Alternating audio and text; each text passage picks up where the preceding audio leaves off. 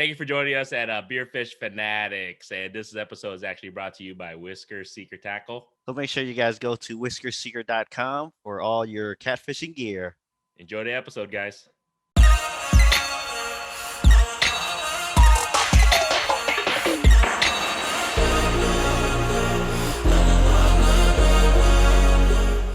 That's good. Yeah, are you impressed? Yeah, it's pretty good. It's got the marshmallow flavor to it, Oh. so I'm good at that. Oh yeah, I should probably silence my phone too. Yeah, kid, you need to start doing that. Uh, Every time I edit, I always hear this guy's phone. Oh, I'm on silent. There we go. Hey, that's what happens when you're worldwide renowned fisherman fishing kid. no, you know it's that? what happens when you're in 6 different group chats. That's true. That happens too. All right, everybody. Oh shit, I'm a little bit loud. Uh-oh. Hello. There we go. Good. Sure, if you're going to stay like this the whole time. No. There we go. You don't want to test like this, but then when you're actually Be all- talking, sit back Be all the here. way true. back All here. Yeah. All right, everybody. Welcome to another episode of Beerfish Fanatics. This is Granny with My Pop Fishing. We have... Kit with the Fishing Kit YouTube channel. There we go. And today we're actually on site. This is our second brewery we're hitting today. Not because we're like doing a beer tour or anything, but we were at Peachtree earlier today, and they decided to have a nice loud trivia challenge that we had no idea about. So still, we'll give them a little bit of love. We were trying to record over there, but we were just like, it's a little bit too loud. So we're actually here at 1717 Brewing Company. It's actually across the street from them, so you guys should definitely come check it out here. We recorded here with Butters. I think we were mentioning. Yep. Last time Butters was on this. Yeah. Maybe a couple months ago. Yeah, so it's a pretty cool brewery. I mean, worst case scenario, you got 2 breweries literally across the street from each other, so you guys should definitely check it out if you're in downtown Des Moines area. So look at the lighting though. Lighting's pretty nice in here. It is. It's definitely. So you guys can actually see our faces because Peachtree, I like them. They have that low light ambience. Ambience? Is that the word? Sure. Yeah. Ambiance, yeah. There we go. I know what I'm talking about. Yeah, it's a little dark for video though. Yeah, very true. Today, you guys just heard him. He chimed in. He hasn't been on with us in person, number one. Number two, he was on the podcast maybe about a year and a half ago or so. Year and a half ago, yeah, something like that. So we got Mr. Zach Jones here with Deeply Driven Outdoors YouTube channel and freshly known the podcast world. So Yeah. welcome, Zach. Thank you. Cheers. Appreciate you having me on. Cheers. Cheers. Oh, thank you for joining us here. He made the trek from down southeast. Yeah. Yeah, southeast. We'll just Good long drive. There we go. I am drinking. This is my second beverage. This is like the guy was telling me it's like they're considered light beer. So It looks pretty light. A lot lighter than your first I light know. beer. So if I get gout, I'm blaming Kit because I told him to give me a beer at the other location, and he came back with something that looked a little hazy. No. Well, when you told me, I was okay. They have one that's 3.5%. Like, no. Give me something. Well- Give me something more. And there was 2 light beers over there, Oh, was there? and I got you one of the 2. Okay. You all done with your seltzers now? No. No? I mean, I might have to stick. That's the only thing that I mean. In reality, I'm safe when I drink those. I He mean, loves them. No. No? Not even close. Drink them out of necessity? It's a necessity. I mean, I'd be better off drinking probably shots of tequila, but I hate tequila. I'm not a big. Well, I wouldn't say I hate it. I'm not a huge fan of it. Or vodka. I'm just not a huge fan. I mean, I love whiskey, but whiskey can be just as bad as beer because of the way they. I don't know. It's just whatever the ingredients are in it. Is it like all the wheat and shit that's in it? Or? I think so. Yeah. It's just the purines. That's what they call it. I guess I don't know what the cussing rules are on your podcast. What's up? You can cuss. I don't give a No, shit. Oh, okay. I mean, Me. we usually bleep out F-bombs, Yeah, but F-bombs will- other than that, you say shit. Yeah. Okay, cool. Because we say shit a lot. Right. I think shit's pretty okay. Yeah. I think It's very okay. I think it's like Yeah. a certain amount of shits you can say, right? I don't think it To matters. say PG-13. So you can No. say like 100 shits in a PG-13 movie. I think they give you at least one F-bomb in one. Yeah, Yes, I think they do. one One F-bomb F-bomb. or maybe 2. I don't know what the Yeah. threshold is. We try to keep our podcast at least PG-13 For sure. As long as you don't show any nipples, Very, then we'll be PG-13. No. We'll see how many more beers we drink. I think PG-13 nipples is okay. Is it? I think like a flash of it. Is it? I swear I've don't seen. know. I've It has seen to them- at least be in mesh. I Yeah. Okay, I don't know. You might be right on that, but I don't know if we that's might real or have not. we might have to look that up. See, our entertainment rating system's kind of weird because you have heads blown up, people's guts hanging out. Right. No big deal. Show a titty. Oh man, it's the worst thing ever. You can simulate killing people all you want, but not one titty. Yeah. Or you know what? I mean, I don't know. I'm probably on the end where if you say bad words to me, it's not that big of a deal. Right. Like people are like, do you swear in front of your kids? I go, yes. I go, I mean, I'm myself around my kid. I mean, I'm not saying, hey, say this. The craziest thing, dude, not a single one of my girls swear, but they know it's a bad word. Right. But they don't say it around me. They don't say it, and they know better. But I mean, if the worst thing they're gonna ever do is swear, I'm okay with that. Yeah. Everybody does it eventually. Yeah. When you swear, you're smarter anyways. At least that's what the studies say. Well, I like that study. I'm gonna go with that. Nah, I don't believe it too much because then I'd be like the smartest man ever. I'd be a man, you know? genius. Exactly. Instead of a truck driver. So, if you guys haven't, make sure you guys go check out the podcast we had with Zach previously. We got a chance to get to know him a little bit, understand his channel and everything. But if you don't mind, I mean, because we have a lot of new listeners and everything, you want to kind of introduce yourself, what your channel's all about, what your podcast and everything's all about right now? Yeah. So I'm Zach. Deeply Driven Outdoors is my YouTube channel. I've been doing YouTube for 5.5. It's gonna be 6 years in February. Wow. 2017. I don't post as much as I should. Especially not these days. Kind of got busy. I'm trying to get back to doing it more regularly. Really miss doing that. I've always wanted to do podcasting too. I had a podcast a while back for a short period of time called HF&O Podcast. Me and my co-host, our schedules just never aligned, and we just kind of, forget about it. But I am starting up a Deeply Driven Outdoors podcast, which is just going to be kind of what my week in the fishing or the hunting field looks like. So with Deeply Driven, I do everything. Like I fish, hunt. I just kind of did trapping a little bit last year. So yeah, if it's an outdoors activity, I'll film it. Yeah. yeah. He's also in a metal band. This is true. I do play drums in a metal band. I've been doing in and out of bands for 10 years. Yeah. Around So here. So. what's your most current band? All Things Lost. I'm shamelessly self-promoting with the shirt and the hoodie. The hoodie was just the first one I grabbed, but the shirt was on purpose. Yeah. I shamelessly self-promote the band all the time, but Right. yeah. I don't do anything like that. I don't know what you're talking about. Yeah. You've played a few shows out here, right? Yeah, we just did a walleyes headliner on the 9th of September. It's our most recent one in Des Moines. Nice. Then we got another one coming up at Lefties on the 12th of November. But yeah, we do a bunch of shows, and this was a band that they had started it before I joined, so they had like an album and an EP already out, and I recorded a couple singles with them, and so but it's all over Spotify and YouTube Music and Apple Music and all that good stuff. So Cool. yeah, So all our listeners, if you're listening on, Spotify, iTunes, click right over. You can search it. yeah, check out All Things Lost if you like metal. Yeah, if you don't, you may not like. You'd be in for a surprise, but yeah, It's all good, man. But how you been? We haven't had you on for a little bit over a year or so. I mean, how has fishing, hunting, how has the whole outdoors, I guess you can say, been for you since the last time you've been on, man? good. It's less quality and more, less quantity and more quality.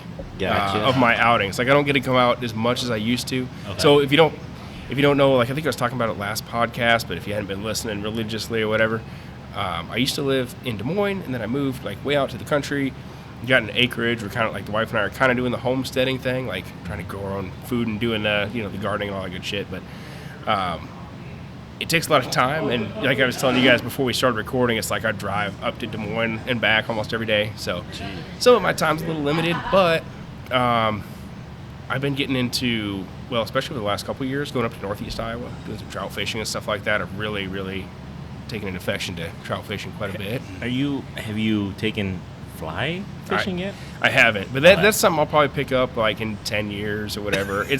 I don't know. It interests me a little bit, but I haven't had it seems like a lot of time.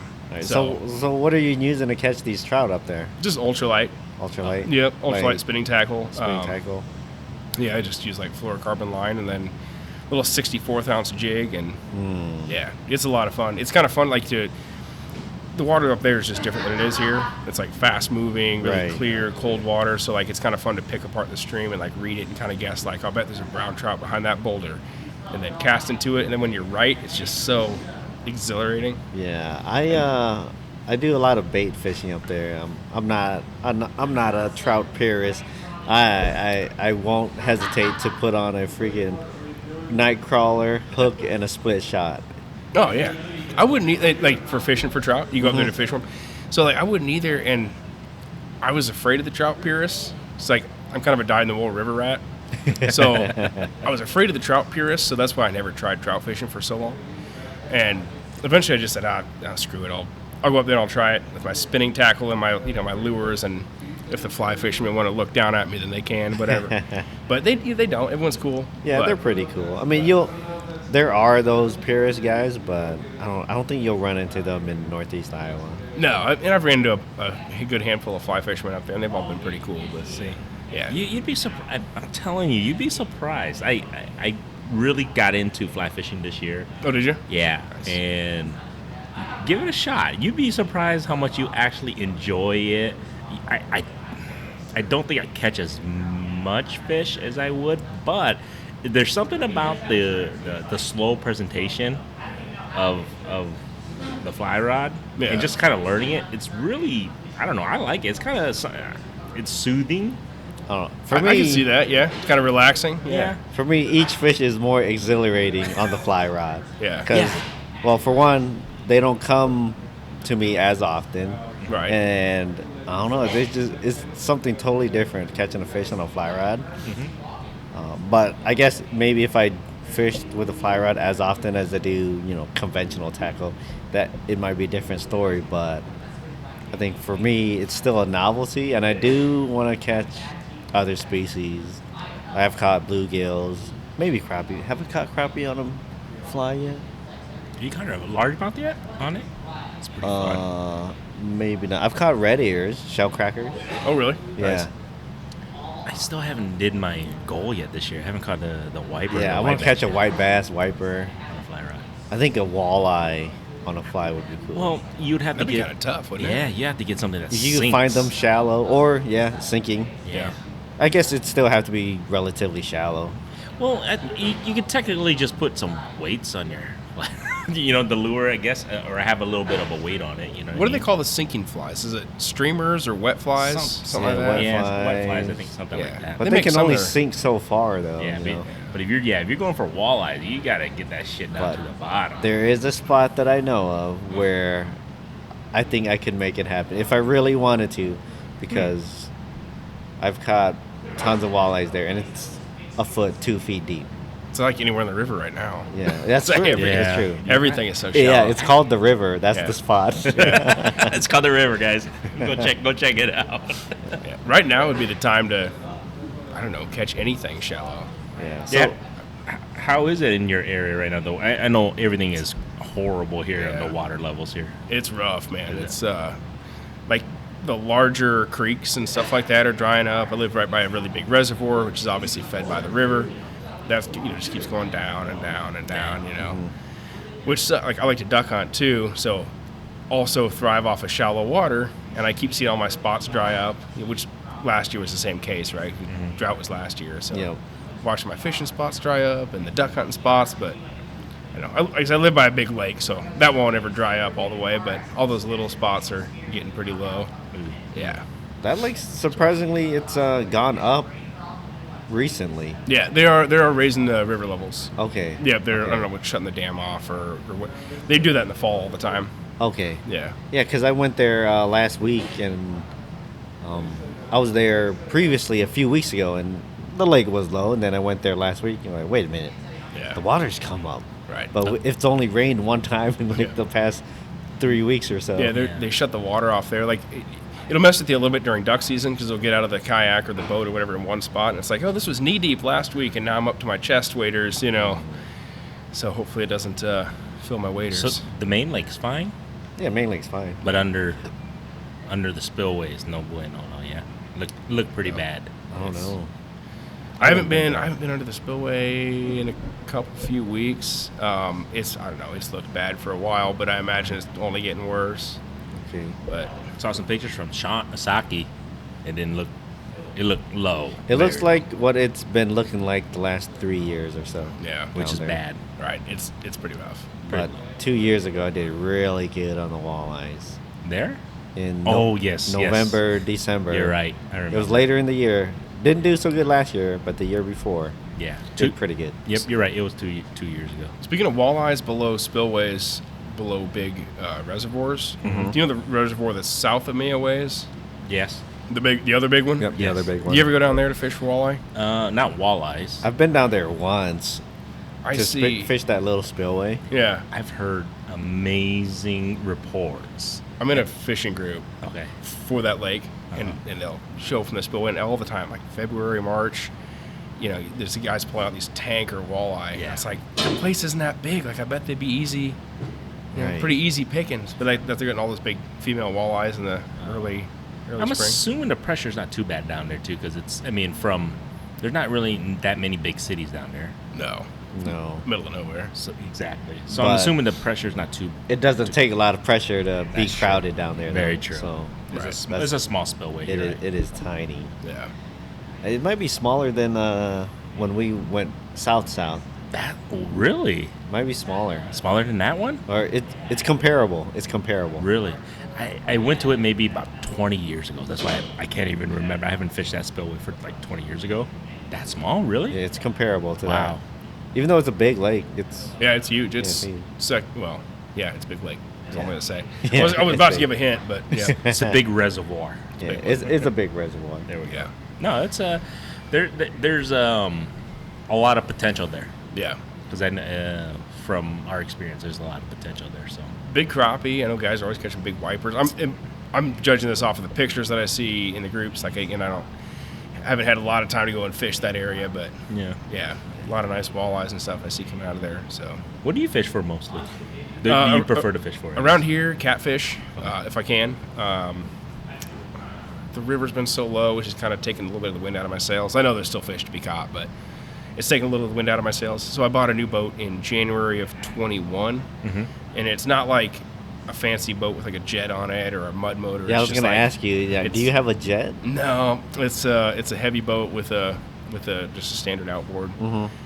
So a little sketchy to be taken on the river with its current conditions. So haven't been out on it too much. Plus, just been a little bit busy. Kind of some life changes. I was driving truck for quite a while, like full time, which is time consuming. So I'm trying to phase out of that, going into Yeah. working for myself so that I can hunt and fish a lot more. Yeah, I But know the you've the been schedule doing management. You've been doing the tree thing. Yeah, you know. doing like tree service and hauling and stuff. I like it just because I can do it for myself. I can kind of like Friday. We were just talking on the way in here about how the weather's going to get cold and the ducks are going to be moving. I'm like, well, I'm going to go duck hunting on Friday morning. Oh. So I get to dictate my own schedule a little bit. So it's been a little different trying to plan out my schedule properly, but I'll figure that out. Right. Do you Yeah. think you'll be doing the tree thing full time anytime soon? I'd like to. That's my goal. that's your goal. The part-time trucking thing is like just kind of a security blanket for the time being. You know. Right. But yeah, that's my goal is to work for myself full time, and then I can. Dude, I'm born to hunt and fish, so like if doing that allows me more time flexibility to hunt and fish, then that's good. Oh, dude, that's what it's all about in the end. At least for people like us. But- right. It's funny. Speaking of his tree cutting service, when I was looking at pictures that he posted, and this house, I know this house, and it was my sister's old house. Oh yeah. It's my sister's house now. Yeah. yeah. What are the odds? Yep. So Yeah. your sister's old house is his sister's house now. I remember you commenting on that. Yeah. I was like, hey, that's my sister's old house. She had It's like crazy. a whole bunch of trees taken out of the backyard. They were huge too, Yeah. huge It trees. was a lot of work. Oh, I bet, dude. It took a while. 'Cause you cleared trees on both sides, right? Because there's two fence lines, one next to the church, and that other fence line. Just the fence line with most of the trees on it. Okay. Yeah, just the one. But Yeah, it was a lot. it was a lot. Yeah. Yeah, small world. Very small world. Yeah. But yeah, it's good. I mean, I like doing it. Maybe I'll do it full time. I mean, yeah, whatever gives me the time to hunt and fish. You know. So Speaking of fishing, you were just mentioned before we were jumping on. So you went fishing for some salmon recently? Oh, yeah. Okay, so it's kind of a long story. Myself, my dad, and my grandpa, who's 87, just went out to Oregon. We went out there to go to Mount Rainier. Uh-huh. There's like a family heirloom story, I guess you could say. Mm-hmm. So my grandpa's had a picture on his desk. It's this black and white picture from 1947, like for as long as I can remember, where it's him as a little boy and then his dad by this huge tree trunk in Mount Rainier Park by one of the visitor centers. In 2001, I went up there with my grandpa and we got a picture by that same stump. But on the way back in Salt Lake City, the car got broken into, camera got stolen, didn't have the picture. Dang. So we tried to like recreate the picture, but the picture got stolen. So this year, I kind of talked to my dad, and we're like, hey, we should fly Grandpa out to Mount Rainier and go get that picture by that log. So we went out there to do that, to get the picture by a log at Mount Rainier. But we're like, hey, while we're here, let's do some salmon fishing. So we went to the Columbia River, and it was a guided fishing trip kind of thing. But we fished for kings, and it just so happened like we were there right when the run was like hot. I mean, like they were jumping out of the water. There was boats it was ridiculous. There was boats just lined up, one in front of the other kind of a thing, and everyone was getting their limits pretty fast. I mean, how big are those king salmons? How big were they? They can get huge. The biggest on our boats was like probably 17 pounds, something like that. But they can, like, I guess up in Alaska, they get like 80 pounds. Yeah. Monster. Mine was probably 10, something like that. 10 pounds. Yeah. So can you? Well, I'm a big sushi fan, and salmon is one of my favorite fish to eat for sushi. Can you make sushi out of those fish, or? I think so. Yeah. I haven't done sushi too much, so I guess I didn't really ask, but I think, yeah. Yeah, 'cause those aren't the same types of salmon as up in in Wisconsin and Michigan when they had their salmon run. It's a different type of salmon. They got some kings up there. Yeah, I think. they got kings also. Yeah. Huh. I think the main ones are what, kings and cohos. Cohos. Yep. King, coho, and sockeye are kind of like the big three that people like to eat and catch and stuff. So then I think king salmon, I think you can. Then you can do sushi with that, right? Or sashimi. Jesus. Or sushi. Sushi, yeah, same thing. I don't know why you couldn't. I mean, yeah, they're coming out of pretty clean water, and it's still salmon, I suppose. Yeah. But we just roast them and, So how many? them that way. How much did you guys end up catching? So they limit you at like one adult king per day. Yeah. They call the kings that are under 24 inches, they call them jacks. And I guess you can catch up to 6 of those in a day. So my grandpa caught one of those. Andy caught an adult king, and then my dad and I caught our adult kings as well. So after that, it was just like, trips pretty much done. Go back to the dock, but yeah, you could catch cohos, but they weren't really in the area at the time. So could you just catch and release and just stay there all day and catch? Well, you probably could. Okay. I don't know. There was like the salmon are going from the ocean up the river to spawn. Yeah, they're gonna die anyway. Yeah. Right? So and some of them are like closer to death than others. So like if it was a dark fish, you wanted to throw it back because like they're kind of working their way to being a zombie. Yeah. So we caught some dark fish and threw those back too. Okay.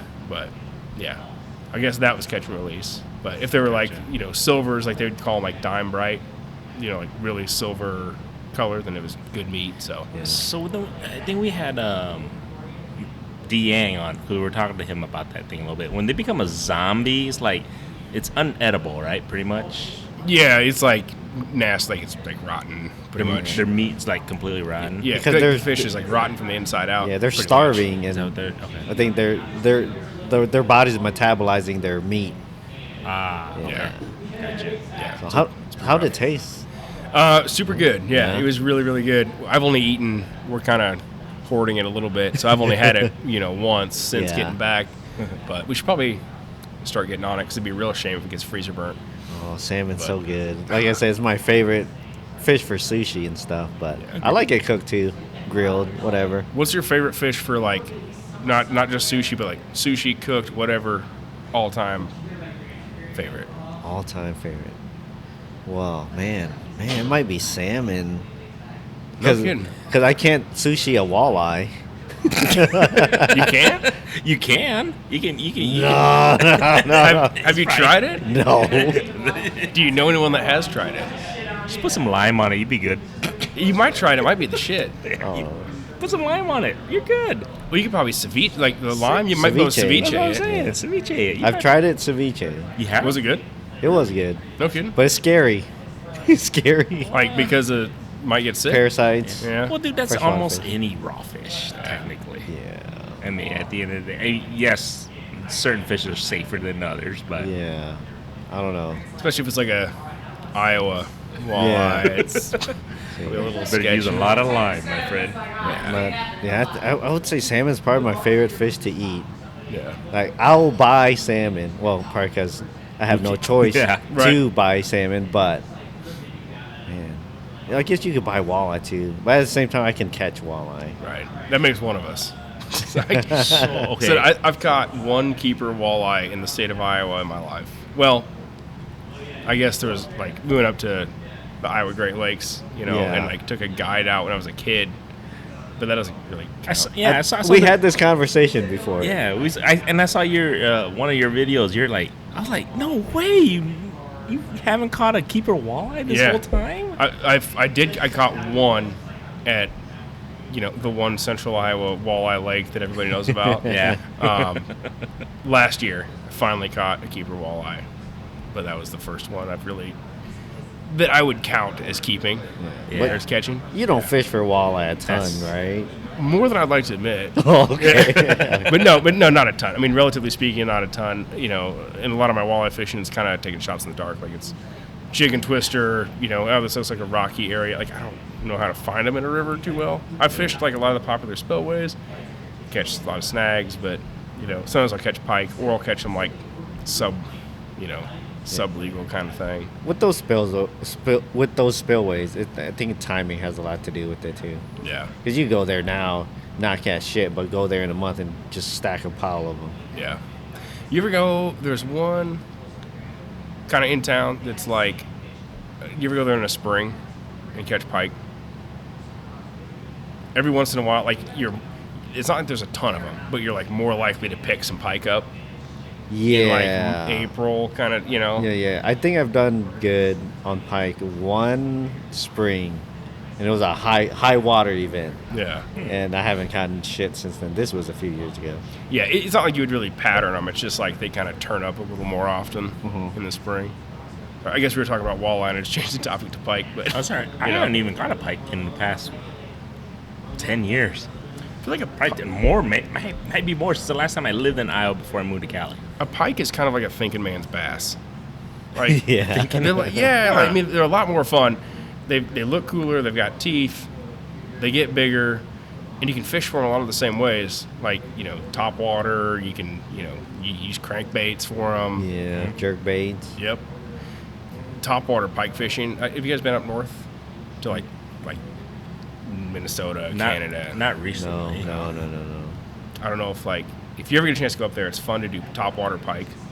Like up there, they hate them. They're just like, these things are crap. Like we hate pike. They can't keep them off the line. And Same for when I was in Wisconsin. We were Yeah. out there bass fishing, and they're talking about pike and bowfin. Like, yeah. And the bass guy's like, no, we don't want those. And I'm like, freaking excited. Right. Because the guy I was with, Scott, with Drastic Plastics, he caught a few bowfin, a few pike. I'm like, yeah, that's freaking cool. And he's like all pissed off. like we don't really get a chance to catch a lot of pike around here. Like No, every once in a no, while, no. you'll catch them incidentally. Northern Iowa, you can find them a little bit more if you want to make the trip, but then you go up north. Like I said, they can get big, and if you're in a boat, like like northern Minnesota, Canada, you go to like the weed beds. You throw out two of them and reel them back real fast, top water, and just like Yeah. watch them blow up. Oh, dude, that's a lot of fun. I think they're cool.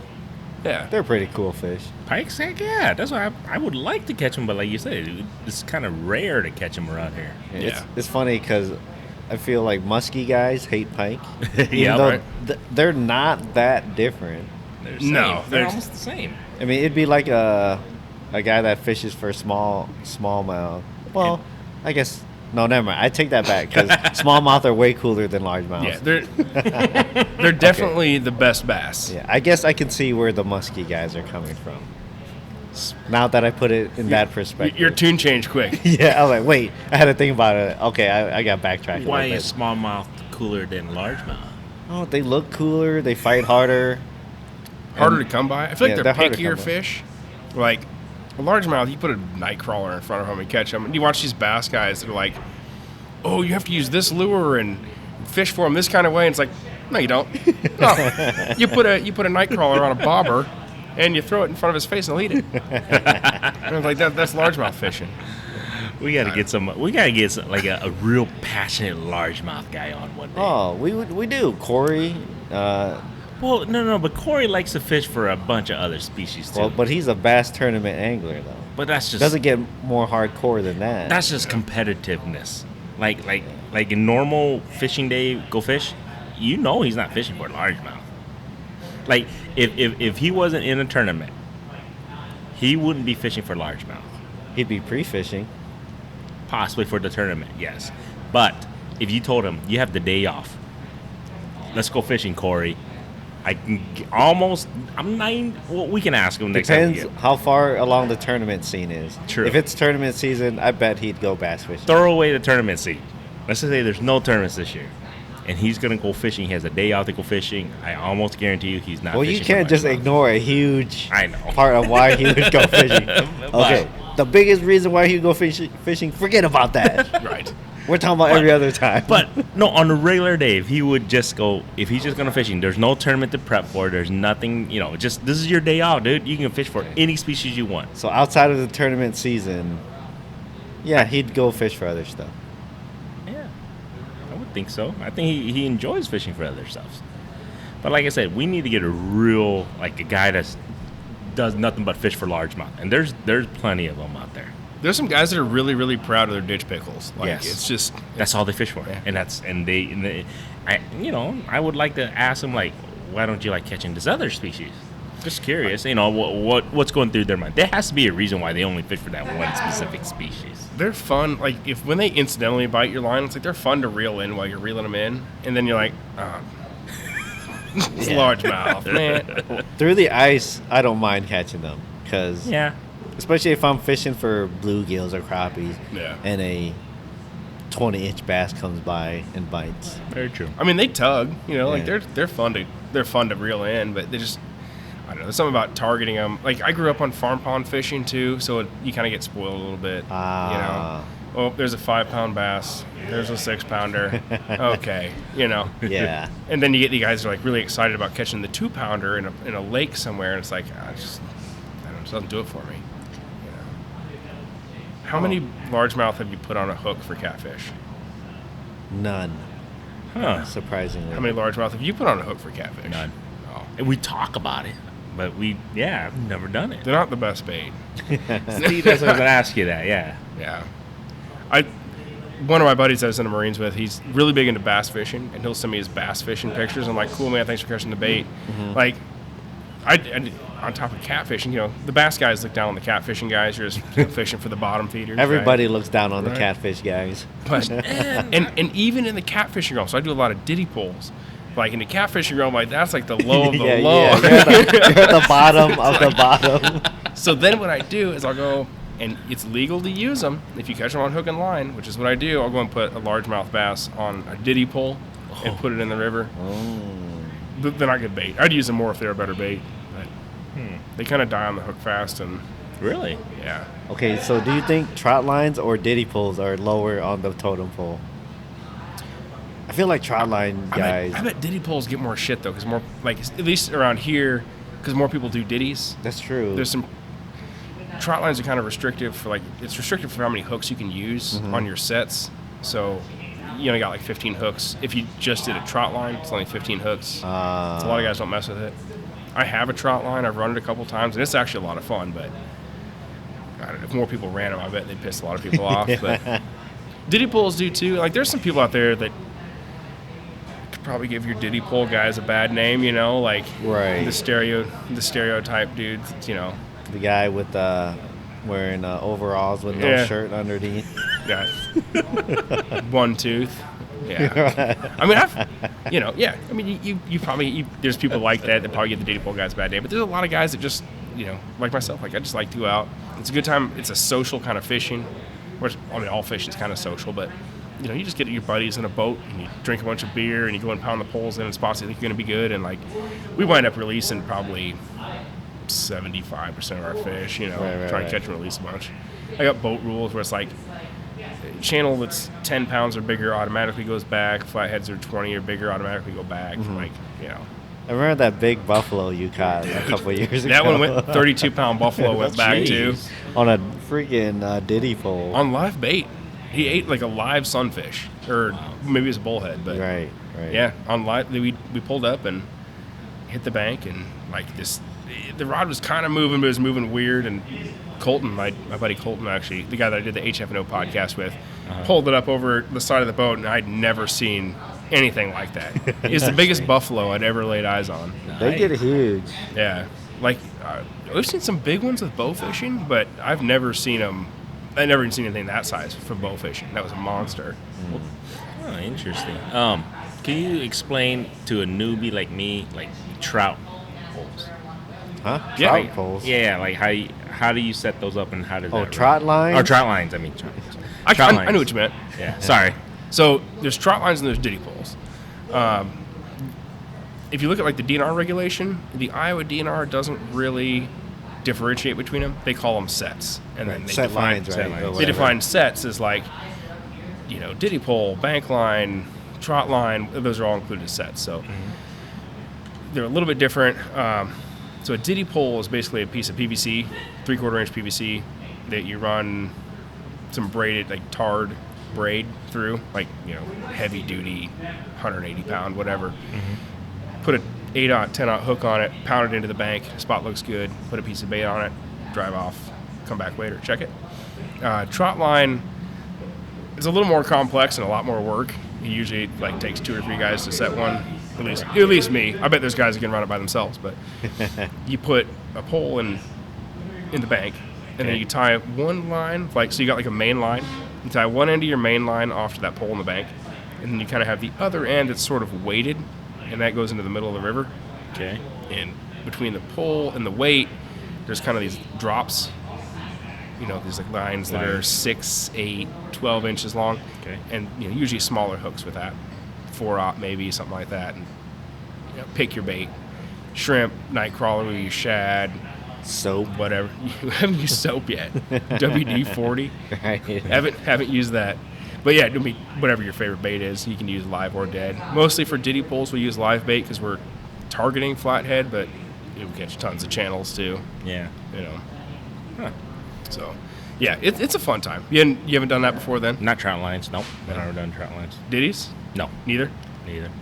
I floated the river earlier this year, and we saw a few ditty poles on the bank. And my buddy Butters I was with, he's trying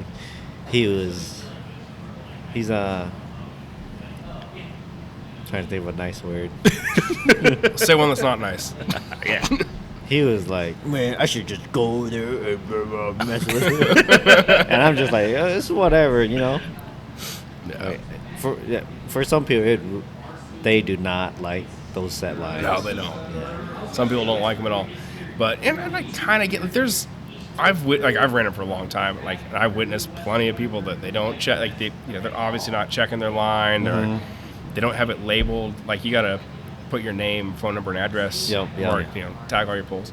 They don't do that. They keep everything they catch. Right. Because when you're running ditty poles, it's not a matter of if you're gonna catch fish. It's kind of how many and how big are they. So it's a really productive method of fishing. And it's if you keep everything, I don't know, that's a lot of fish. Right. Because how many can you set? Let's say if you're running strictly ditty poles. Yeah. How many can one guy set? 5 per person. 5 per person. So then if you got 4 guys in your boat, it's 20, and then the holiday weekends you always see a lot of people out, like Labor Day, Memorial Day. Yeah. So then probably 4th of July too. You might have 20 boats on the river. Maybe something like that. Yeah, you just go set the lines, go back to camp, drink for 4 or 5 hours, go back out. Oh shit! We got a nice catfish. We got 15 catfish. It's a good time. I usually try and not keep more than what we're gonna use within the next without it getting freezer burnt. Yeah.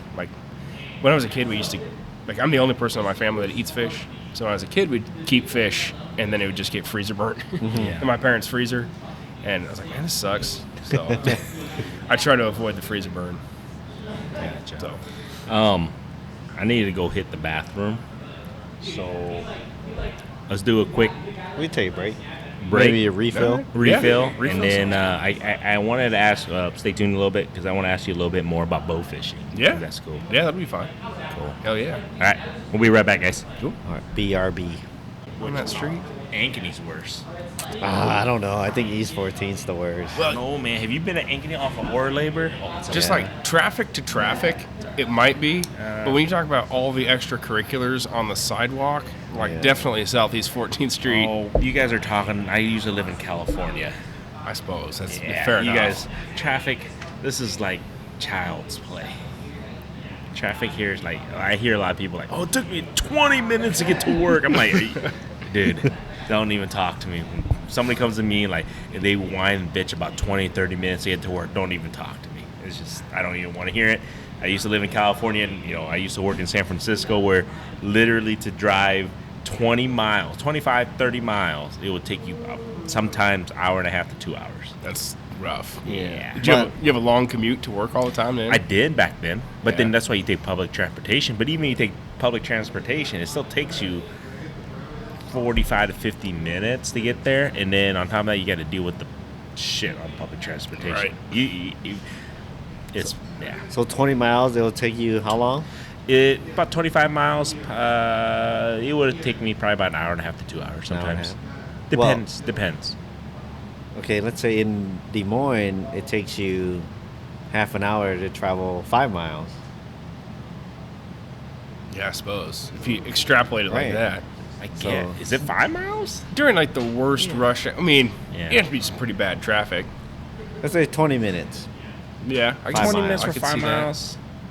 I guess you want to So compare. if you go miles per minute here, If you wanna compare which that one way. is worse? It's true. The hour and a half to 2 hours, bro. For It's 20 worse. some miles? Dude, this is interstate miles. It's, trust me, the 20 minutes to go 5 miles is not that big of a deal. The hour and a half to 20, So, the okay. 2 hours for freaking a 25 mile, 30 mile trek that's on interstate only. Think about that. If you're on the interstate only to go on 25 miles Oh yeah. to 30 miles and you're stuck on it for 2 hours, it's bumper to bumper on the interstate, dude. I would have a coronary. I couldn't do it. Yeah, every day, and then on the way home too. Yeah, man, you're spending 5 hours, four at the good days, 3.5, 4 hours. yeah 3 hours. Best case scenario Best to commute. case. Yeah, Every day. it's rough. So that's why I don't have kids. That's why I no longer live in California, because that's why I wasn't going to raise my kids there, because if I'm going to spend 3 to 5 hours a day just on the road, that's 3 to 5 hours you don't spend with your family. Right. Because by the time you get up early and leave, and then go to work, and by the time you come back, you're going to bed. Couldn't do it. Yeah. That's why we never had kids over there. I mean, once we had kids, my wife and I already knew, we ain't living there. Right. I mean, as much as I love it and miss it, no way. It won't cost of living, traffic. It's just, I wouldn't be a happy person. You could take a really good fishing trip in 3 to 5 hours. That's what I'm saying, guys. You're spot on. Shit, half. Now, what direction are you thinking? 3.5 to 5 hour drive. It wouldn't for even this matter. good fishing trip. It wouldn't even matter, honestly. In Iowa, any direction. Well, not west. Might up in Nebraska somewhere. Actually, we never done it, so how can we knock on it, right? That's true. Oh, have you done it? I don't know. No, I just Okay. I kind of instantly just talk shit about Nebraska, I guess. I'm not a huge Nebraska guy either. I used to live in Nebraska too. By the Or way. Illinois. I don't know. Is there good Illinois. fishing? Yeah, I think Illinois is I pretty guess. good. I guess if you get to, you don't have to drive that far. You get to either big river. Yeah, that's yep. what I'm So saying. Missouri's on one side, Mississippi's on another. we Yeah. got. And if you go into Illinois, you got the Illinois River. Way to spot burn. I'm just kidding. I don't think that's a spot burn. yeah, the whole river, guys. the whole river. We're not from Illinois. It's not our problem. Yeah, we don't give a shit. yeah. We don't live Suckers. there. Yeah. We don't live there, so it don't matter. Ain't our problem. You go north, we got Minnesota. You go south, Missouri. There's supposed to be some good fish in Missouri. Yeah. That's what I'm saying. Actually, we never really target too much in I think Missouri. Ozarks, Ozarks. Truman Lake. For trout, I've heard that Ozarks is like the shit. Yeah, like surprisingly good, right? Yeah, like they got the White River down there, which I think is like the outlet of Lake of the Ozarks, if I'm not messing that up, which is like brown trout heaven. I couldn't tell you. Yeah. Somebody's got to get a boat so we can go, buddy. Just saying. Do you need a boat? I have a boat, but it has a busted skeg. Yeah. You mentioned, you said you got a boat just last year, but you broke it. Yeah. So my saga with boats is not the best. I had a 1648 John boat, right, 16 feet long, 4 feet wide, and that thing, like the motor was always breaking on it. We sunk it once duck hunting and got stranded on the river. Oh God! And that, we almost had to call search and rescue, but I called everyone I knew with a boat, and we got 2 of them to come out and bring a whole bunch of tools, and like it wasn't sunk all the way to the bottom. We'd pulled it up on the bank, and the transom had like a leak in it, and so it sunk its ass end into the river, so we couldn't move it. But we wrapped it like a come along around a tree and jacked the thing out, and then bailed all the water out of it. Anyway, I got rid of that boat, and I got my new boat in January of 21. Yep. And it was been great, but like we kind of talked about, the rivers have been a little low for my boat, you know. And used it a few times on some of the bigger reservoirs, took it out on the river over Memorial Day weekend. So what kind of boat is it? Hold on. It's a 1760 low roughneck. Okay. It's got a 60 horse Mercury on it, which is it's pretty good. It does what I need it to do. Kind of like a flat bottom or a modified V? Or? It's a river boat. Okay. Mod V, I'd say. I'm trying to visualize. Yeah, it's a mod V. It doesn't have like the square bow on it. It's modified. Okay. Yep. But I wanted it for something that could duck hunt. They could go on some of the bigger water around here, hit the Mississippi with it. Because I got kayak and I got a little boat and stuff like that too for some of the small water. But anyway, I took that out Memorial Day weekend and hit a piece of concrete when my nephew was driving the boat. Oh, And busted the skeg on it.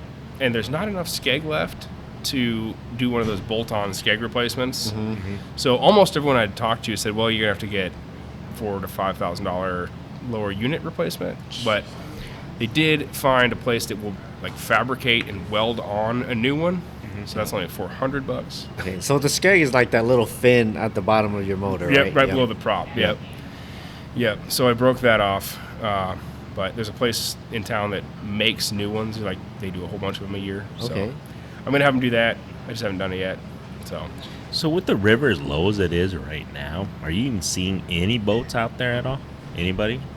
I don't know. I'd have to have a boat without a busted skeg to go to the river to know. Yeah, he hasn't been on the Yeah, river. that's true, So that's he true. doesn't know. No, I don't see too many. I don't think. You guys seeing a lot of boats? I haven't at all. I haven't seen anybody launch from, at least from my location, where usually I would see once in a while, if you drive near my house, but I have not seen anybody I think launch lately. People with jets. Yeah. Yeah. It's bad, dude. Like I've obviously never seen it this low. Yeah. I don't. It's funny. I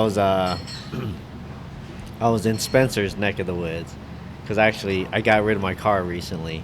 I went to go pick up my check for my car, and I was leaving. There's this truck pulling a big ass boat. I'm like, oh, freaking Spencer! Oh, was it? Yeah, it was Spencer because, well, I know his truck and I know his Yeah. boat, so I think that's the only boat you'll see on the river right now. Right. A jet. Yeah. Yeah. Did he see you? Did he like, hey? No. Oh, he no. didn't see you. I mean, I'm just like some random compact truck. Yeah. Like his whole setup stands out a little bit. Yeah. I haven't seen his new setup yet or anything, but yeah, Yeah, I've heard it's pretty nice. Yeah, it's pretty nice. Sounds cool. Man, I've been looking at boats, and I remember after hopping on his boat, I'm like, man, I feel like I want a tiller. Yeah. Because there's so much room. Did you change your mind now? What are you thinking now? It just depends what's available. Are you actively boat shopping? Kinda. Yeah. Kinda. But I think maybe I should make some kind of official thing because we've been talking about it for the Yeah, I last know, few man. podcasts. Right. I don't think it's gonna happen this year. Oh. 'Cause No. I've been talking it out like, okay, it might happen this year. Yeah. It might happen this week or next week. Well, by the time you get it, then it's like not a lot of time till the ice starts. Yeah. I mean, you got maybe a month or so until the ice, month and a half, till the ice starts. Is prices different right now versus if you were to wait till spring? I mean, it depends if you're buying new or not. Gotcha. Aftermarket, I think right now would be the best time to buy. Yeah. Because But- everyone's getting rid of their boat, and then Trying in the to. spring, everyone's trying to buy a boat. Yeah. Yep. That's what I'm wondering. Yeah. Yeah, but I don't have a shitload of cash, even though I just got the check for my car. But I think I'm just gonna pay off some debts and then save money over winter. There you go. Don't buy no ice fishing shit. I need to buy some ice fishing shit. What? Yeah, I never really got into it. Okay. Yeah, I need to buy some. I need to buy at least some shit to get into it. Yeah, let's talk ice fishing. Yeah, I was gonna ask you. I wasn't 100% sure, but I felt like you weren't really into ice fishing. But Not yet. So I had some rods before, and like a little hand, like a hand auger, like you have to manually crank the thing. And I didn't have a lot of fun with that, so I got rid of that shit. And I'd sit on a 5-gallon bucket on a farm pond and just freeze. Yeah. But then I saw you guys talking about it, and everyone else talking about how fun it is to do it in an ice shack with a heater. And I'm like, okay, well that's good. Oh, dude, you should go with us this Yeah, season. I've heard it's a good way to catch walleye, which I like, crappie, which I like. So I was like, yeah. How about wipers, man? Wipers are cool too. I don't usually target them, but Okay. they're fun. Like when they bite, they're fun. They're better than a largemouth. Oh yeah. But yeah, I'd be down to try out some ice fishing for sure. Because it's funny. I was actually going through my my queue for this winter because I have 7 ice fishing videos lined up for this season, ready to go already. Yeah. And I was going through it and watching that stuff because I like going back and looking at my videos. Yeah, I do that Just- sometimes. Yeah. Yeah, just see what I was doing, what I could work on, and just kind of reminisce, I guess. And I'm building up the anticipation for ice fishing because whether you like it or not, it's coming. We're probably there in 3 months tops. Well, up north is probably like another month. Yeah, down here, Yeah. you're looking at maybe 3 months at Yeah. most. We'll be on the ice. Yeah. Hopefully, yeah. Yeah, November, December, January. Yeah. Yep, in January we'll be on the ice. Most likely, yeah. Yeah.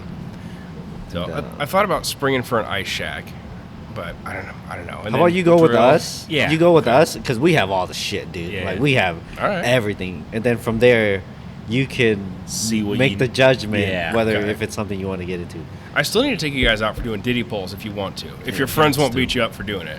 Because I I don't remember care. last I don't care. My podcast friends we don't had, give a shit, man. last podcast we had talked about it, but then it's just been I think that was River- before you moved, right? Yeah, that was. it was in I was in my new house. I think you then. just had Just moved. moved, yeah. Yep. And then I don't know, it just hasn't been a lot of river. We've only been a couple times, but when we actually get river where I can get my boat up and down it pretty easily, and there's Yeah. bank to put poles in. Yeah, I'd be We'll down do it. for it. I think what we need is a big. I mean, I hate to say it, but we're gonna need a lot of snow this year for water to really Yeah. help Big the rivers. snowpack. Yeah, Yep, I think from so. from everywhere, from here to all everywhere. We need a big abundance amount of snow. So once it melts off Just have it all up north. Right. Like, Yeah. If we don't have That- any that- snow down here, I won't be mad. I Just know- have it all I know, north of us. I feel you, dude. I agree because once ice season starts, I'm like, man, I don't want snow. I could care less. I mean, as long as it's cold, I'm cool with. But the snow sucks. Yeah, It's the worst. cold, I'll put up with it. I don't give Yeah. a shit. But we're But inside the anyways. snow. You know what I'm saying? Most of the time. I like the snow all right. It's like sub-zero shit. I'm not really down with that, but the snow's cool. Okay, Like, so I'm for fine with ice snow. fishing, let's say you go with it. What would you like to target? Walleye and crappie. Walleye, crappie. Okay. Yeah, Crappie, yeah. easy. Crappie, yeah. That Walleyes, we might have to work a little bit. That's all right. I'm fine if we don't really get a whole lot. That's fine. Like, especially if we can stack up the crappies. I'm cool with that. or just fish. Right. Oh, yeah, I'm not picky. If Yeah, fish. action's always good, man. Yeah, I'm not picky. Yeah, bluegills, I can almost guarantee it. Right. Crappies, not too difficult. Walleyes, that's a little bit more tricky. Yeah. I think so. I think walleyes, at least for A little bit more our neck of the woods, walleyes is trickier for sure. So I got an ice rod last year because I'm going to slowly start just getting the stuff. That was my thought last year. I'm going to slowly start getting the stuff. Like maybe I'll get an automatic drill, like a K drill or something else. But I don't know. I was like, well, if I slowly get the shit, then it doesn't feel like it's expensive. Yeah. Yeah. So it ain't cheap. It ain't cheap. So go with us because I have a Cadro. He's got the light flight. You might try different things, try different, shacks, all that stuff to see which one you're gonna like first because, like he's just said, it ain't cheap. Because once you start spending, because it's a couple hundred here, a couple hundred here, next thing you know, you're like a couple grand in all of a sudden for all that gear. It gets pricey. Just that sounds like duck hunting. it's pretty much. I'm pretty sure it's It's similar to anything that. Yeah, pretty it's much anything. nowadays. Yeah, Like you very can say true. the same thing about regular fishing, Oh yeah. duck hunting, deer hunting. Yep. Yeah. Oh, speaking of regular fishing, I broke in the. I told you right. What? I de-virginized the catfish and carp catfish rod. and carp. Shout outs to Oh, Whisker yeah. Seeker. Whisker Seeker. Shout out to our Nice. sponsor. I broke it in because I went catfishing the other day and I ran to Butters. Interesting. I told him where I was going to go. I was fishing the river of all places. Yeah. But yeah, I broke in the rod. Finally, caught my first catfish on that rod. So Nice. it's pretty excited. I was. So it's a catfish and carp rod. Yeah, it's a catfish and it's a medium. It's a one-piece medium heavy or medium light. I'm sorry, it might be medium. Medium light. heavy. Where's the something. Medium something. Medium heavy light. I think they call it. I think you're right.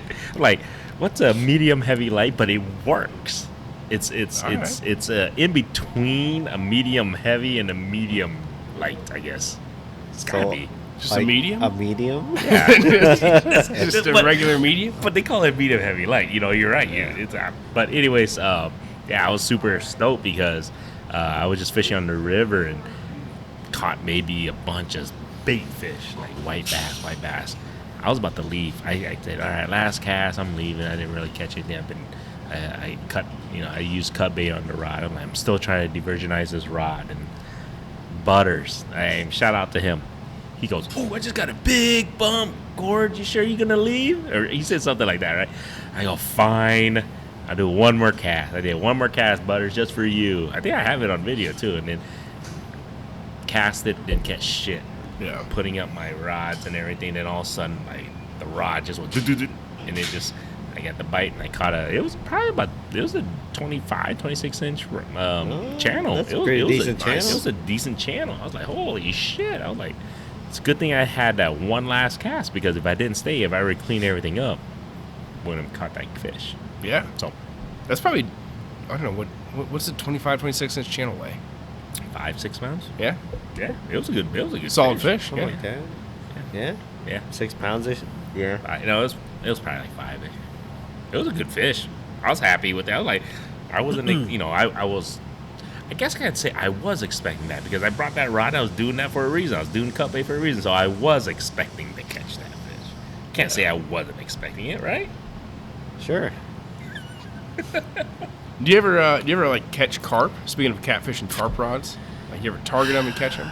I should. Yeah, do you know the Catfish and Carp YouTube channel? That's Yeah. That's what the rods are named Yeah. after. Isn't that one guy that? He's in South Carolina With the kid, with his Yeah, two he's boys. with his kids all the time. Yeah. Yep. Yep. Didn't he Yep, move I- to Alaska or something? He's done some episodes in Alaska, but yeah, I've seen his. I used to watch his channel a lot several years ago. I don't watch much YouTube anymore. Just Yeah, I think he's all the time. originally from Alaska. Oh, is he? Yeah, didn't I think know so. that. Yeah. But yeah, it was his I think collaboration with Whisker Seeker. Yep. So, it was, okay. it was So yeah, it was that's that his rod. line of rods. Yeah. that's awesome. It's a pretty cool rod because It's fun. I love catching fish. Because I saw him use it and I was like, I don't have a rod where I can technically use small little cut baits. Yeah. Because I have the big catfish rods and then I have my regular medium light rods, I cast and stuff. But I needed something in between. I think it was a good, like you're saying, if you're using little small cut baits or just not too heavy, but like smaller pieces of bait. yeah, it's a perfect rod for that. I really do. It's so fun catching stuff on it. You do have to kind of like find a specific rod for that because like I've got the big, huge rods that you throw out like the whole bluegill on or whatever. Yeah. Like if a flathead bites it, you're good. But like just a little piece of cut shad, a little piece of cut bluegill, like it is nice having a medium heavy rod. For something like that. And I think that rod is going to be perfect for like even like any other species that eat that bites little tiny cut baits. Yeah. Because I see him. You catch a lot of wipers on that. Yeah, I've caught Wipers, walleyes, Yeah. white bass. And it's fun. No, you're right. When I was fighting out, like, ooh, this is. It was a little bit of a different rush from using the regular medium, the heavy rods. Yeah, the I'm medium like, heavy. Yeah, this was like, oh, it was really fun. Like fighting is like, it was really fun. I Yeah. liked it. It's pretty cool. I've got one like that, but it fits that role. It's not a Whisker Seeker. It's kind of a cheaper Daiwa combo. But I think you should get a Whisker Seeker. I know. They I'm look, just they look saying, nice. not because they sponsor our podcast or anything. I should. They look nice.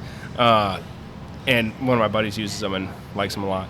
But do they do spinning tackle? Because Yep, spinning. Yes. There's a spinning and casting version. Yeah. And the rod that I was catching is a spinning. It's version. spinning? It Yeah, was the a two spinning version. I own two. They're both spinning, and man, I'm thinking about getting a third one. nice. I don't know if I'm gonna even. You know what? The other day I was just thinking like, I don't know if I want to even use my regular bait caster as much anymore. See, ever since I got those two rods, I don't use my medium heavies as much. Really? Interesting. Well, for one, they're lighter, True. and for the fish that we catch around here, yeah. the catfish and carp rods are perfect. You're right on that. Very true. But I don't know. We got off topic about ice fishing. Sorry about that. But yeah, Right. we got to take you ice fishing this year. Just let us know. It'll be fun, dude. Yeah, I think you'll enjoy it. And you come hang out with us. Yeah, sounds like a good time. You might end up. This is the thing. I think so many people that I've taken out for the very first time, or whatever ice fishing, they just get addicted. Yeah. Everybody has. I think I got him into ice fishing the very first time he went with me. And I don't do anything like in January, February, all the hunting's closed, Yeah. the ice, and I just Perfect. kind of sit around and wait for spring to come. I actually want to ice fish your neck of the woods. All right. I think Is there a lake that's attached to a small lake that's attached to a huge lake that you want to fish? The big lake. I want to ice fish the Yeah. big Oh, do you? lake. Okay. All right. But we gotta hope the weather plays out and the ice Right. is It's legit enough for us to do. All right. But I know what you're talking just about. gotta be a little bit more cautious. Yeah.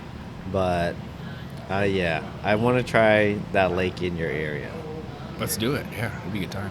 I got a little camp grill I can bring out. Oh, make dude. some food and For sure. yeah. For sure. That's what kind of appeals to me about the idea of ice fishing out of a shack is like you got heaters. It's but pretty then you got- social. But then you got Yeah. you got Yes. your beer and your Yep. food, and it's like It's when you're sitting on a 5-gallon bucket with no ice shack by yourself. That's what I did before. It wasn't a lot of fun, but no. I think kids really on that is like ice fishing is probably the most social aspect of fishing out there. It's because if you have a shack, if I you have a guess, shack yeah, and if you you have have a people shack, and you have company with you, right? Right. Because you're not on the banks or on a boat fishing, not talking to each other. You literally are confined to a room. yeah. Technically, if you have a hub, and even if you're kind of scouring, you're doing it together. And if you get a bunch of people you're socializing, Right. And most of the time, you guys are just talking fishing. It is. I think ice fishing is probably the best social fishing out there. Do you have to have like a Vexilar or any kind of electronics or anything? It helps. It helps, but this definitely is the thing. helps. So if you go with us, this is going to Okay. help because this guy has got the live scope. So, Okay. Yeah. So technically, we can share. Exactly. You can drill like 4 holes in a row here. Right. And just look at one screen. You guys are all fishing. You can kind of see. It helps. It makes it, I guess, obviously more entertaining. That's for sure. It's like a video game. I mean, if you I love can see video that, games, yeah. if you love video games, you're gonna love all the electronics that comes for ice fishing. I can see that. My kids love ice fishing, Yeah. and the electronics just really enhances it more because it's visual. It's It's very visual. visual now, and then to any upcoming kids, they're all about visual learning, visual hands-on everything, right? Yeah. So when they are able to go fish and they can see the fish or they can see their lure and shit, that makes them just get more amped up and more excited. I think it'd be fun to just see down the live scope and just kind of see what all's down there and see the structure that the fish are hanging out on and have a better perspective on that. Yeah. Yeah, I think. I mean, I feel like I've gotten it figured out. Last season was when I really dialed things in. When I first got it that first season, it was kind of I'm just still trying to figure stuff out. But yeah, like for me before, I was always the guy outside the shack, drilling a whole bunch of holes, fishing, moving. Yeah. But this past season, I did a lot of, okay, I like this certain piece of structure, because with live scope, you can see that easily. You just stick that thing in the hole and just point around. Okay, there's this little slope that comes down. There's a tree right there. And with live scope, you can easily pinpoint those areas and just set up and wait for the fish to come to you. Yeah. Are you going to use your camera more this year? If I can find clear water. See, that's the thing. You know what? I actually got rid of my camera. I'm like, I used it once, and like you were saying, it was like, I could see shit. Like the live scope camera? No. Just the regular underwater camera. Because I was like, I get excited. I see all these, YouTube videos, and I see him, and I go, and then I use it one time, like, blah. It was just, couldn't see nothing because it was just dirty as water. I'm like, this sucks. I try to record, and I just got rid of it. I'm like, you know what? It's cool, but like you're saying, how often do we get clean ass water in Iowa? Oh, Right. I'm gonna keep mine, because I know of a few clear enough bodies of That you water get in our area. good footage. 'Cause No, I'm live scope is cool, but nothing beats freaking the underwater video. it's cool. I would imagine during, like, when there's ice on the water, it's probably the clearest time of the year, because like the wind's not kicking up all the silt and stuff Yeah, like that. generally, but like I said, we live in Iowa. We do not have the clearest water. Right. Even for bodies of water, you think, okay, this might. You look in the hole, okay, it's pretty clear.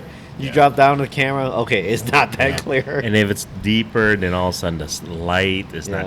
You gotta have a light. It's just There's a couple up north that you could probably get some pretty good Oh yeah, footage on. for sure. But it'd be a little bit of a road trip. Yeah, even there's a few bodies of water that I know that I'm gonna bring it out, because one, for me, I like looking at that footage, and people love watching that stuff. I think so. That stuff's really interesting. Yeah. It's You cool. It's just cool to see what's down there, like Yeah. see how the fish Yep. are reacting and what kind of trip they're on. And that's Yeah. the biggest thing, though, to see the fish reacting to the camera, like your lure. Like, is this guy even interested? Because technically, if you look at your flasher or your fish finder, like, yeah, it's right there. But then if you look at the camera, it's not even looking at it. It's like the lure's over here and he's looking over here. He's not even really interested. You but- can see that with live scope too, yeah. but just seeing the actual fish is so much cooler. And the funny thing is, last season, I had the underwater camera. I was at a body of water where it was clear enough, and I could see catfish swimming around Dude. everywhere. It was so cool, but they were more interested in the camera than my actual bait. Do you have one of those cameras that looks like the fish? It's like it's fish shaped. No, Okay. it is not fish shaped. But yeah, that one time when I had it down there and there was a bunch of catfish swimming around, they were more interested in the camera than my lure and bait. I didn't catch a catfish that day until I pulled the camera out, because they were just coming in waves. I had my live scope down there, and for the longest time I thought, okay, these are all carps, because they're huge. Right. Like, these were some big fish. And I just assumed, okay, carp, because they would be 5-6 feet down, right? Right. So naturally you think catfish, okay, they're hugging the bottom, whatever. Yeah. But they were all catfish. Jeez. Yeah, hanging out super high in the water, and I'd get them to come up to in front of the camera. They'll come up to my bait and then look at the camera, and then as soon as they touch the camera, they would just dart off. Oh, really? And it probably happened multiple times. Okay, I gotta pull this damn camera up. Is there like a light on the camera that Nope, they're? there's no light on the It's camera. probably just Just the like- physical when it touches it. You know what I'm saying? Like, it just, I think they're just curious, because Yeah. they're like, hey, what is this thing? And as soon as they taste it, it's They're like, that's not food. yeah, Not that's normal. food. And then they just scram. It's not normal. Yeah. Yeah. Interesting. Should put a circle hook on a camera. I should. Ooh. Like, just hang it like 6 inches down from the camera. Right. Hey, catch a fish on your camera. That would be kind of It interesting. would be interesting. There you guys go. I guess we could. We didn't get a chance to talk about bow fishing. Let's do that last topic. So somebody I've been intrigued for couple years now about bow fishing. I know I seen your channel. I know you bow fish. Yeah. I have a buddy who bows fish and keeps telling me, I need to get out there. What for somebody who's interested, looking to get into bow fishing? What is it about bow fishing? What's the biggest difference between that and how do you even get started into bow fishing if I'm interested in getting into it? So I had a buddy that was, he's really big into bow fishing, Justin Shipman, and he's got a big boat with a bow fishing deck on it and all the lights and the generators, and he'll do bow fishing tournaments and stuff like that. He got me into it. He actually used to, still does, follow my Deeply Driven Outdoors channel, and he asked, like, hey, do you guys want to try out bow fishing sometime? So he was just kind of a guy I met through social media, more or less, that took me out bow fishing. We became friends, but he found a used bow for me to buy, and that's still the bow I use now. That's probably the biggest expense, and really it's one of the only expenses if you want to do it from shore. So you have a separate boat just for bow fishing? Well, it's the same. He has the same boat that he would use for doing other stuff, but it's got a deck on it that you can take the aluminum deck off of it, but it takes like a few people or an engine hoist or some shit to get it off of there. But yeah, it's the same boat. It's used for everything else, but and then he's got all the lights and the generators and stuff like that to run all the lights. But but he's got a pretty sweet setup. So we'll go out, on some of the bigger spillways and stuff like that, where there's just all those carbon gar and just when the water comes up, just mop up all the gar that are in the shallows. Is bow fishing primarily for nighttime activity? It can be. We do it a lot at night from a boat, just like with the lights. It helps a lot when the fish are at the surface. But from shore, I just do it during the day. Yeah, really? It's not too hard to do from the shore. Like, again, your biggest barrier to entry for bow fishing is going to be buying the bow, which is going to be a few $100. It works like a bow. For people that don't know, it works like it's just a bow. It's usually like a youth bow, something with less poundage, so you don't punch the arrow all the way through the fish, because that kind of creates a problem. It can cut the string. Like if the arrow goes all the way through the fish, the string will cut on the scales, and then lose the arrow. But so you don't want it really, really strong. Some people get a youth bow or a special bow fishing bow, and it's got a big reel, like a Zebco 808 attached to it, with basically twine on the arrow. So you shoot with the arrow and just reel the fish in. It's quite a bit of fun. Most of it's just rough fish, various kinds of carp and stuff like that. Gar. Wait, didn't they pass? I wouldn't say recently, but a few years ago, you can harvest catfish. Not supposed to. No, not through bow fishing. I thought they passed it. You can harvest one catfish or something. No. I could be wrong. I don't know what I'm talking about. It'd be news to me. Yeah, I don't. I think it's still frowned upon anyway. You have to throw it back in. I think I asked Trey that before. Throw the fish back. Yeah, you have to, because I don't think you can harvest it if you bow fish a game fish. No, but I'm just saying. I think it was specifically for catfish. I could be wrong, but we should get Jeff back on. But I'm pretty sure, because I think I asked that same question to our buddy that bow fisher. Like, what happens if you accidentally hit a largemouth, or you hit because you can't technically see, you just see movements, right? Sometimes, right. And then you shoot and then you hit it. It's like, holy shit, it's a game fish. What do you? He goes, well, yeah. There's no question there. If you shoot a game fish, you gotta throw it back. But I think catfish is considered a game fish, though. Right? No. I get what you're saying, but what I'm saying is, I thought they passed the thing where you could bow fish catfish, or you could harvest one catfish or something with a bow. We can ask the dealer. But it'd be news to me if you can. I think it's still frowned upon. Right. Even if you could do it, you don't want to be that guy. Yeah. Right. But it's still there's a lot of kinds of fish you can shoot. And even doing it from shore, you get to some of those shallow water, marshy areas, or if you get a big flood, where the water comes into the grass, the carp will be up there feeding. Oh, yeah. So you can kind of just walk the bank and just look for their backs. Their mouths will be out of the water, and just look for that and shoot them. Yeah. But it's a lot of fun. I think my biggest one with a bow is a 24-pound buffalo, and they definitely thrash when you get them. Yeah. And some of them actually, when you shoot them, you're like, well, why not try eating some of these? So I've eaten probably more rough fish than your average person has. I haven't tried buffalo yet, which I've heard. Well, Buffalo's good. It is. I lied. I haven't tried buffalo that I shot myself. There's a place in Prairie du Chien, Wisconsin. If you're ever up there. That's where I was in Wisconsin. Oh, yeah. Yep. Valley Fish and Cheese. Yep. They have smoked buffalo up there. They got smoked all And sorts of really? stuff. We tried it side by side with smoked walleye, common carp, and sturgeon, and the buffalo beat the shit out See? of all of them. Like, Sturgeon? Yeah, I had the smoked sturgeon.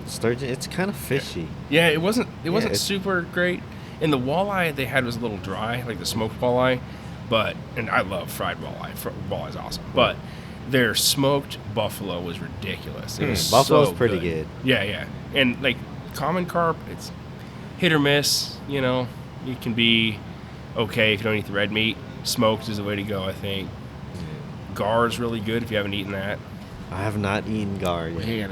Because it's the cleaning portion of it. Yeah, Spencer's You- a big fan. Dude, it's good. It's like I chicken heard of the it's river. You just have to do it a little different. Like, just get, instead of using a fillet knife, just get like a hatchet and then like poultry shears or tin snips. Yep. Tin So like snips. cut the head off with a hatchet, and then I'll make a little area we can get in there with the tin snips and kind of cut down the back that you can just take a fillet knife. Is there a lot of meat on gar?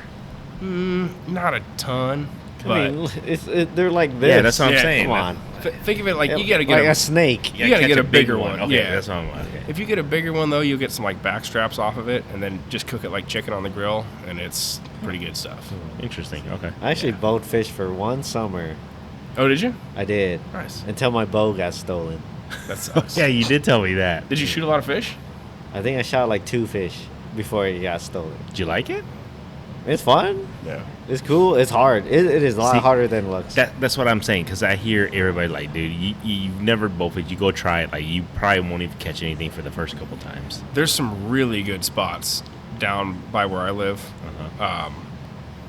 That like in the summertime, like the carp will be up in the shallows, like their back just sticking out of the water, right on the shore. You can just, I mean, they have like a kind of a sixth sense. Like you can't walk right up to them and shoot them, but you can get pretty close and shoot quite a few if you wanted to. And But- then I bet with the boat, it's just so much easier because in the dead of summer, carp are just on the surface. I don't know what they're doing, gasping for air or whatever. Mouth and yeah, the scum line, I guess. Yeah. I don't know. You'll see like buffalo, like like little scum line in Yeah. the water, like they'll just hang out there. I don't know what they're eating, but Yeah. So when some of those bow fishermen, when they catch like a ton, or they hit a ton, right? What do you guys do with all the fish? What do they do with it? like I know for like I've done a few bow fishing tournaments with Justin, my buddy. Sometimes I'll have like a triple axle trailer just show up with the a farmer will take it out to the field and use it for Gotcha. fertilizer. Fertilizer. Yep. Good. Yep. A lot of people don't wind up eating them, which they don't taste super great. Yeah. Some of them do, some of them don't. all I Like say walleye. is that, if you're doing it from the bank or whatever, just dispose of the fish. Whether you Yeah. eat it, throw it in a garden, whatever. Just Oh, don't yeah. leave it there because right. if you go down below some of these spillways, you find piles and piles of fish, and it's freaking reeks. Yeah, it smells terrible. Yeah, absolutely. Definitely don't just throw them up on the bank. Don't ruin the sport for the other people that Right. enjoy it. For Right. sure. For sure. I might get into. I don't know, man. I'll have to see if the boss lady allows me to. Wouldn't that be a thing? Like, if you wanted to drive down sometime, like it'd have to be like spur of the moment. I'd be like, "Hey, Grandy, the carper at the surface, come on down." And I got a bow you can use. We'll just go and walk there's so much bank by my place you can walk. That's just shallow, muddy water. That Okay. yeah. So how many pound? How big of a draw is the bow poundage wise? Like 40, 40. something like So that. my chicken yeah. arms could do it. Oh, probably. yeah. I mean, a lot of the bow fishing bows are like super light. Like I said, you don't want to shoot through them or anything, so they're dialed back pretty good. Yeah, I'm more spur of the moment. So Yeah. you probably hit me up. I'm like, yeah, okay, cool, Yeah. let's go. Yeah, you guys come on down. It'd be awesome. There's quite a bit of fishing around my house. I just don't always make the time to go and do it. Well, you're a busy guy. I know. I'm working on that though. I'm trying to be less busy and fish more. Right. That's Yeah. my goal. That's what we like to hear. Anything else for that guy? If our audience wants to reach out to you, how can they do that? Whether that's for your music, your cutting down trees, or YouTube channel, your podcast, Yeah, that's a lot. So, man, that's a lot. The podcast and the outdoor channel is all just under Deeply Driven Outdoors. The podcast doesn't have much going on with it yet. I'm going to try and get that up and going. Just been a couple of little hiccups, and I was telling Kit when we weren't recording, I'm like, man, I've just been making too many excuses on doing the podcast. I just got to buckle down and do it more. Yeah. So, but that's all under Deeply Driven Outdoors on YouTube. It's just youtube.com/Deeply Driven Outdoors, Instagram, Facebook, whatever. For if you need a tree cut down and you're in central Iowa, that's Lumberjack Outdoor Solutions is me. And then the band is All Things Lost. Also on Spotify, Facebook, YouTube, Apple Music, all the good stuff.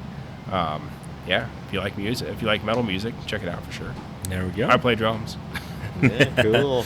Cool, man. Thank you so much, Zach. Appreciate you just coming on here. And then, like I said, man, I got to get out there and then bowfish. I got to try it once in my lifetime here. So I got to try Randy's problem is he Yeah. tries to do everything. I do. I feel you, man. I want to try everything because that's part of life, man. You got to try everything once. Maybe man. that's where you're not so good at certain things. Cause Hey. you like to move on to other stuff.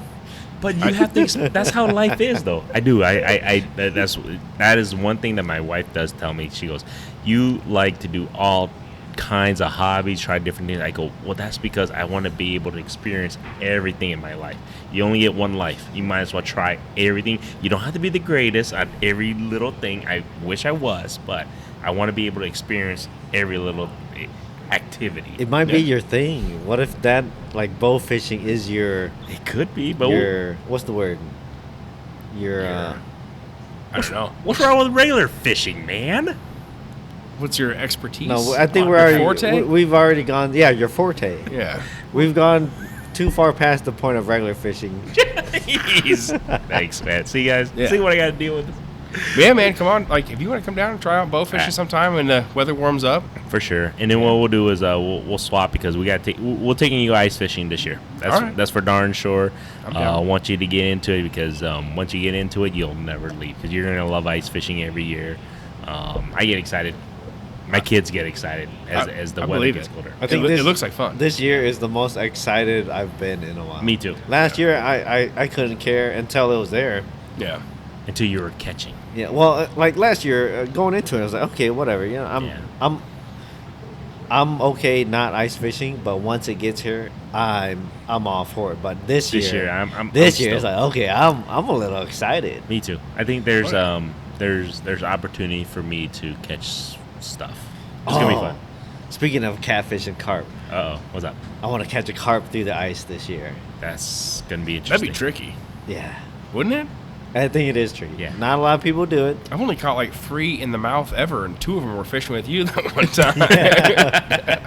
Yeah, We can, yeah. There's some spots. I think I'm gonna try to target them. Nah, we'll do that. That'd be kind of cool. So your goal would be catching carp through the ice, and then we also gotta get Zach out there on the ice with us. It'll be fun, man. Yeah. Easy. If we want to go bluegills, that's a guarantee. Like I said earlier, crappies, fairly easy. Anything else, it might take some work, but we can put you on catfish through the ice, Yep. white bass wall wipers through the ice. Yep.